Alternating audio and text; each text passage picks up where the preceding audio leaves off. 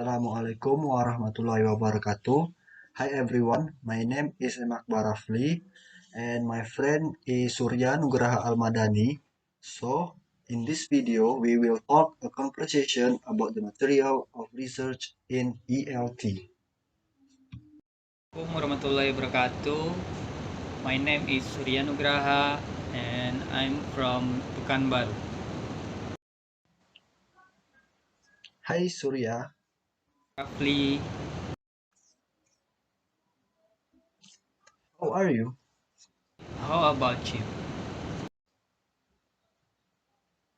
I'm good, thank you. What are you doing now?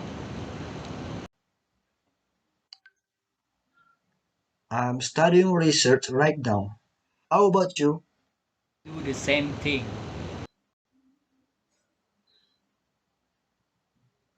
Oh, great. Let's try how deep the material we understand.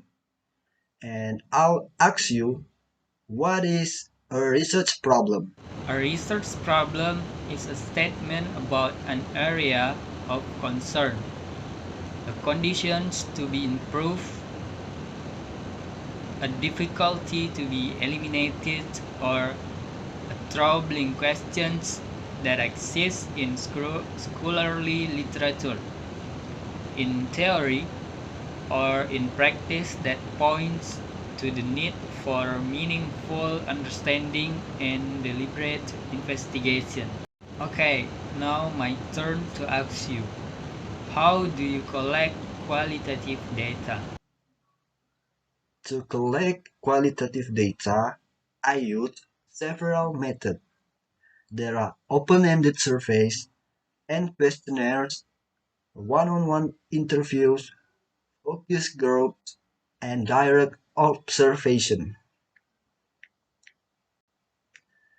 What about you?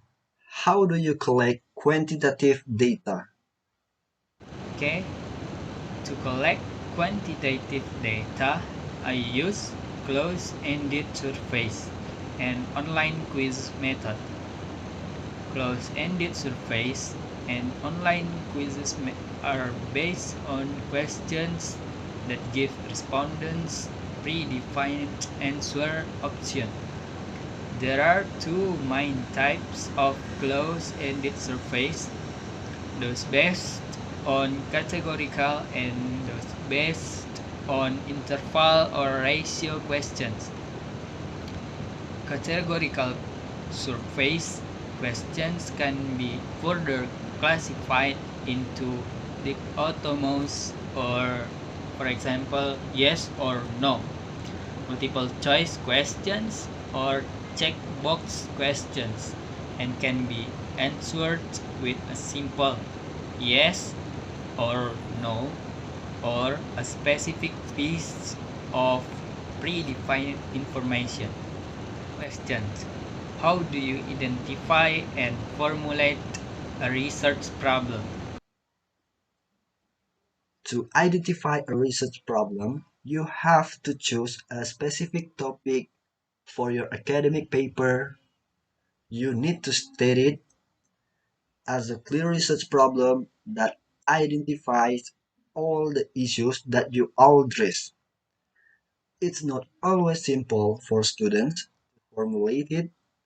In some fields, they may end up spending a lot of time thinking, exploring, and studying before getting a clear idea of what research question to answer.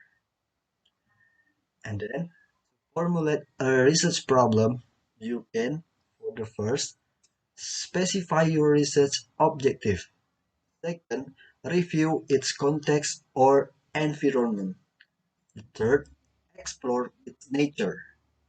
Fourth, determine variable relationship. And the last, anticipate the possible consequences of alternative approaches.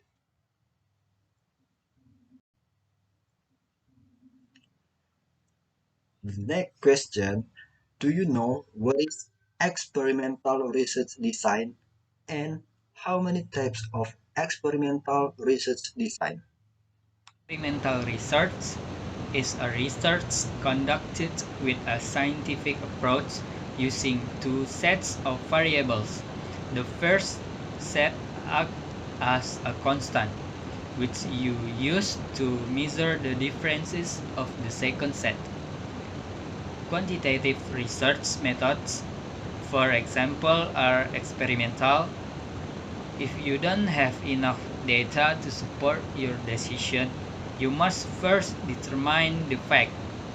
Experimental research gathers the data necessary to help you make better decisions. There are three primary types of experimental designs. First, pre-experimental research design. Second, true experimental research design. Third, quasi-experimental research design. Now I'll ask you what is correlational research and how many types of correlational research. Correlational research is a type of research method that involves observing two variables in order to establish a statistically corresponding relationship between them. The aim of correlational research is to identify variables that have some sort of relationship to the extent that a change in one creates some change in the other. There are three types of correlational research. There are, for the first, positive correlational research. Second, negative correlational research. And the third, zero correlational research. The next question, what is action research design and how many types of action research design? Action research design is an educational research involving collecting information regarding current educational programs and outcomes, analyzing the information, developing a plan to improve it, collecting change after a new plan is implemented, and developing conclusions regarding the improvements. There are four main types of action research design.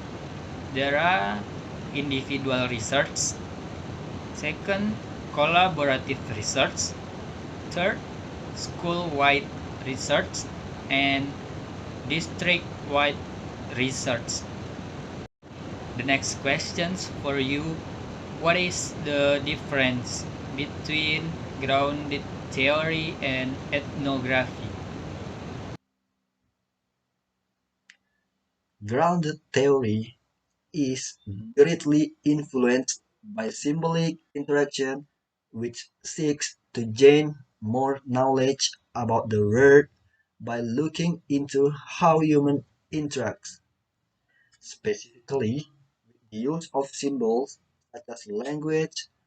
And on the other hand, ethnography is more holistic in approach and is not often assessed regarding philosophical standpoint. The last question, what is the advantage and disadvantage of grounded theory? First, the advantage. The advantage of grounded theory include high ecological validity, novelty, and parsimony. Regarding ethnography, the benefits include addressing unpopular or ignored issues and providing avenues for ethnographers' creativity. And disadvantage, the criticisms of grounded theory include its being misunderstood as a theory, its vague notion of being grounded, and some have misgivings regarding its claim to develop inductive knowledge. The disadvantages of ethnography include the risk for bias since the ethnographer's intuitions are tapped, its long duration and high cost since it may take time to establish trust with the participants, and some groups may be difficult to access. Okay, I think that's all. Wassalamualaikum warahmatullahi wabarakatuh. Thanks for watching. Okay, I think that's all for our conversation about the material of research. The last I say, Assalamualaikum warahmatullahi wabarakatuh.